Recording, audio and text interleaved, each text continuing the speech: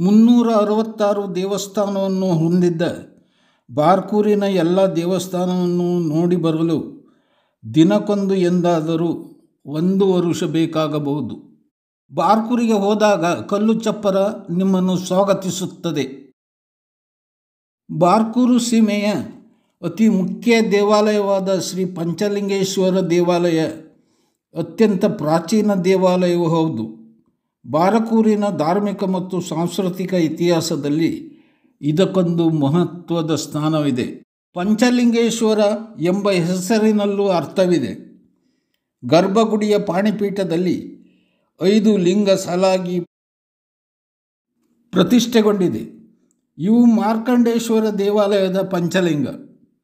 ಮಾರ್ಕಂಡೇಶ್ವರ ಹೆಸರು ಈಗ ಬಿಟ್ಟು ಹೋಗಿದೆ.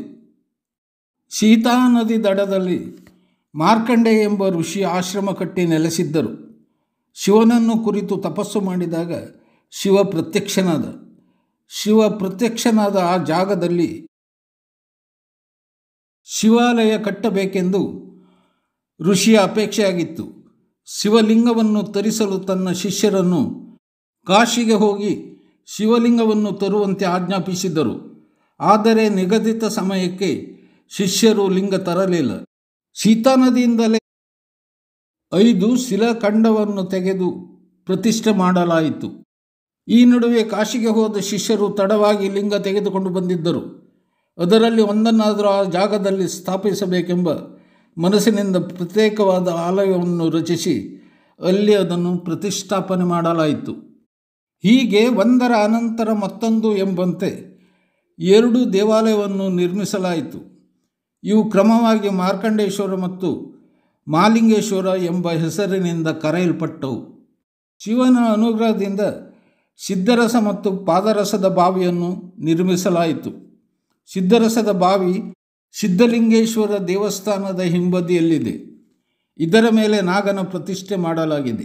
ಇಂಗುಲಾದೇವಿಯ ದೇವಾಲಯದ ಅವಶೇಷ ಇರುವಲ್ಲಿ ಪಾದರಸದ ಬಾವಿ ಇದೆ. ಇದನ್ನು ಮುಚ್ಚಿ ನಾಗನ ಪ್ರತಿಷ್ಠೆ ಮಾಡಲಾಗಿದೆ. ಪಂಚಲಿಂಗೇಶ್ವರ ದೇವಸ್ಥಾನವು ಒಂದು ಬೃಹತ್ ಸಂಕೀರ್ಣವಾಗಿದೆ. ಮಹಾದ್ವಾರವನ್ನು ದಾಟಿ ಮುಂದುವರಿದರೆ ವಿಶಾಲವಾದ ಒಳಪ್ರಾಕಾರ ಹೊರಪ್ರಾಕಾರ ನೋಡಬಹುದು. ಇಲ್ಲಿ ಧ್ವಜಸ್ತಂಭ ಮತ್ತು ಪೀಠ ಇದೆ. ಒಳಪ್ರಾಕಾರದ ಚಂದ್ರಶಾಲೆಯು ವಿಶಾಲವೂ ಸದೃಢವೂ ಆದ ಬೃಹದಾಕಾರದ ರಚನೆಯಾಗಿದೆ. ಇದಕ್ಕೆ 2 ಪ್ರತ್ಯೇಕ ಪ್ರವೇಶ ದ್ವಾರ ಇದೆ. ಶ್ರೀ ಪಂಚಲಿಂಗೇಶ್ವರ ದೇವಾಲಯವು ಪ್ರಾಚೀನ ಕಾಲದಲ್ಲಿ ಮಾರ್ಕಂಡೇಶ್ವರ ಎಂಬ ಹೆಸರಿನಿಂದ ಪ್ರಸಿದ್ಧಿ ಪಡೆದಿತ್ತು.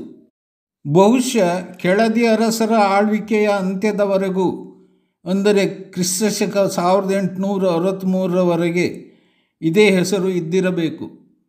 ನಂತರ ಹೆಸರು ಪರಿವರ್ತನೆಯಾಗಿರಬೇಕು. ಪಂಚಲಿಂಗೇಶ್ವರ ಎಂಬ ಹೆಸರಿನಲ್ಲೂ ಅರ್ಥವಿದೆ. ಗರ್ಭಗುಡಿಯ ಪೀಠದಲ್ಲಿ 5 ಲಿಂಗವನ್ನು ಸಾಲಾಗಿ ಪ್ರತಿಷ್ಠೆ ಮಾಡಲಾಗಿದೆ. ಬಹುಶಃ 6ನೇ ಶತಮಾನಕ್ಕೆ ಸೇರಿದ ಈ ದೇವಾಲಯ ಪೂರ್ವಾಭಿಮುಖವಾಗಿದೆ.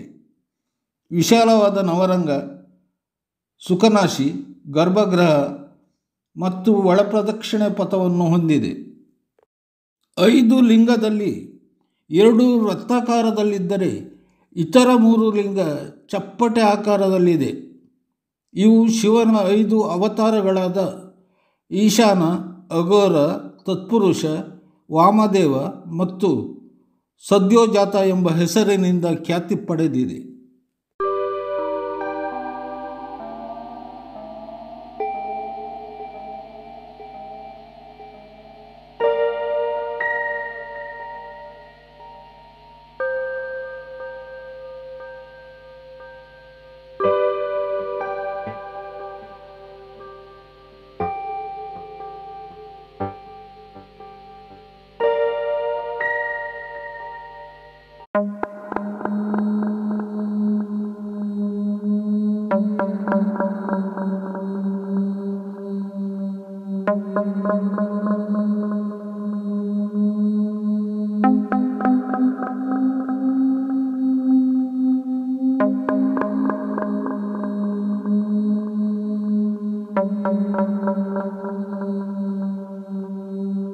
ಶಿಲಾನಿರ್ಮಿತ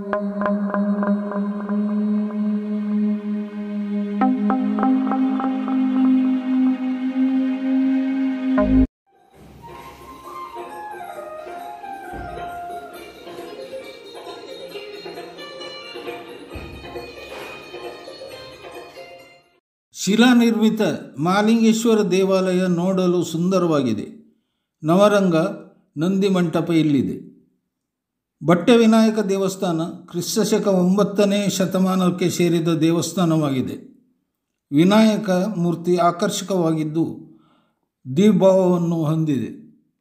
ಭೈರವ ಮತ್ತು ಹನುಮಂತ ದೇವರ ಗುಡಿ, ಏಕನಾಥೇಶ್ವರಿ ದೇವಸ್ಥಾನ, ಬಟ್ಟೆ ವಿನಾಯಕ ದೇವಸ್ಥಾನ, ಪಂಚಲಿಂಗೇಶ್ವರ ದೇವಸ್ಥಾನದ ಹತ್ತಿರದಲ್ಲಿದೆ. ದೇವಸ್ಥಾನದ ಮತ್ತು ದೇವರ ನಾಡೆಂದು ಖ್ಯಾತಿ ಪಡೆದ ಬಾರ್ಕೂರನ್ನು ಉದ್ಧರಿಸುವವರು ಯಾರು ಎಂಬ ಪ್ರಶ್ನೆಯಾಗಿಯೇ ಇದೆ.